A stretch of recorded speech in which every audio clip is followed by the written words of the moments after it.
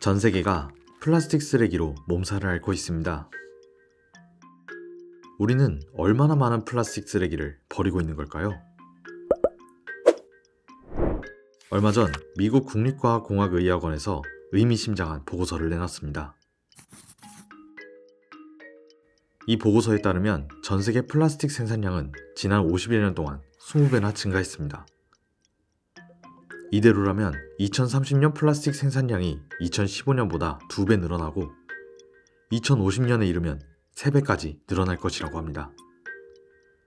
이 가운데 바다로 흘러가는 플라스틱 쓰레기만 연평균 800만 톤. 1분마다 덤프트럭 한 대 분량의 플라스틱 쓰레기가 바다에 버려지는 셈입니다. 그렇다면 플라스틱 쓰레기 배출량이 가장 많은 나라는 어디일까요? 플라스틱 쓰레기 배출량이 가장 많은 나라는 미국입니다.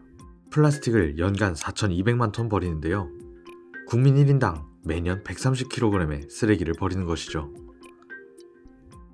미국 다음은 영국으로 국민 1인당 연간 99kg을 배출하고 그 다음 세 번째로 많은 플라스틱 쓰레기를 배출하는 국가는 놀랍게도 한국입니다. 한국은 국민 1인당 매해 88kg의 플라스틱을 버립니다. 같은 동아시아 국가인 일본에 비해 2배나 더 많은 양을 버리고 있는 거죠. 지금까지 각국 정부와 기업의 플라스틱 감축 약속이 모두 지켜져도 바다로 흘러드는 플라스틱 쓰레기는 고작 연간 7%밖에 줄어들지 않는다고 합니다. 그렇다면 이 많은 플라스틱 쓰레기는 도대체 어디에서 나오는 걸까요? 그린피스에 따르면 일주일간 841가구에서 발생한 일회용 플라스틱은 77,288개. 이 중 78%가 식료품 포장에 쓰이는 식품 포장재였습니다. 그렇다고 당장 플라스틱을 안 쓰면서 살 수 있는 것도 아닌 상황.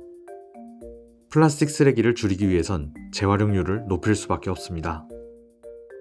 그러나 우리가 재활용을 위해 쓰레기를 분리배출해도 제대로 재활용되는지 알 수 없습니다. 환경부에 따르면 국내 플라스틱 폐기물은 69.2%가 재활용된다고 하는데요. 그런데 환경부가 집계한 것은 산업 현장에서 발생하는 플라스틱 폐기물로 가정에서 배출되는 플라스틱 쓰레기는 지방자치단체가 담당합니다. 산업 폐기물은 폐기물관리법에 따라 온라인 폐기물 적법 시스템인 올바로 시스템에 자료를 모두 게시하게 되어 있지만 지자체가 관할하는 생활 폐기물은 이런 의무사항이 없습니다. 그러다 보니 환경부가 집계하는 재활용률에 가정 내 플라스틱 폐기물은 누락되어 있는 것. 심지어 집계된 재활용률은 실제 재활용 여부와 관계없이 재활용 가능한 폐플라스틱으로 분류된 양만 합산한 것에 불과합니다. 에너지 재활용이란 명목으로 소각 처리된 폐플라스틱도 이 통계에 포함되어 있는 것이죠. 작년부터 올 한 4월까지는 많이 늘었어요. 하루에 30명에서 35명이 처리할 수 있는 양이 50톤인데 배출이 한 60톤이 된다. 그러면 50톤에서 선별하는 재활용품이 45%라고 할 때 60톤 들어오면 똑같이 그냥 45% 정도만 선별이 되지 더 많이 선별은 안 돼요. 사람의 어떤 선별 능력이 한계가 있으니까. 생활 폐기물은 쏟아지는데 이를 선별하는 인력은 부족한 상황. 게다가 여러 종류의 플라스틱이 섞인 복합 재질도 문제입니다. 페트에 PP, P 이런 것들이 들어가면 처리업자들이 안 가져가요. 페트라고 분리해서 나가면 재활용된다. 나머지는 복합 재질 이런 거기 때문에 순수하게 페트 원료로 사용을 못한다. 우리나라는 재질에 대한 규제를 거의 하지 않고 있다 보니 너무 많은 종류의 플라스틱이 생산되고 있습니다.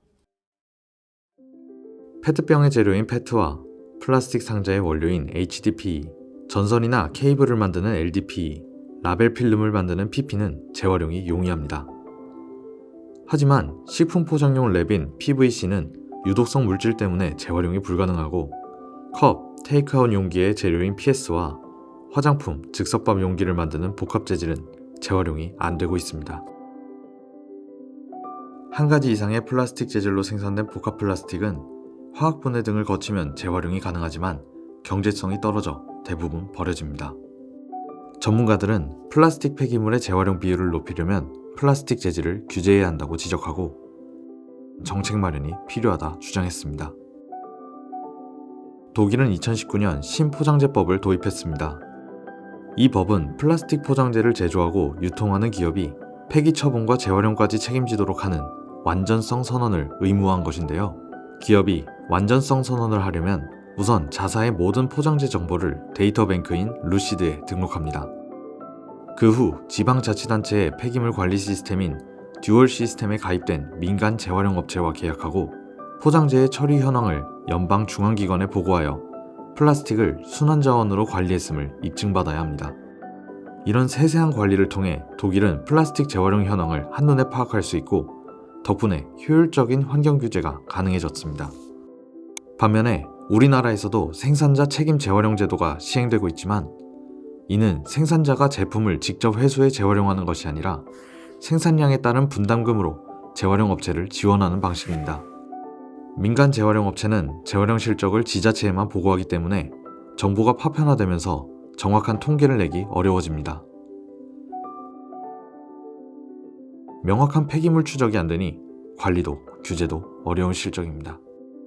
사용량이 공개 안 된 상태에서는 소비자들이나 다양한 이해관계자들이 알 수가 없습니다. 그러니까 소비자들이 재활용을 잘하고 줄인다 해도 플라스틱 문제에서 벗어날 수가 없죠.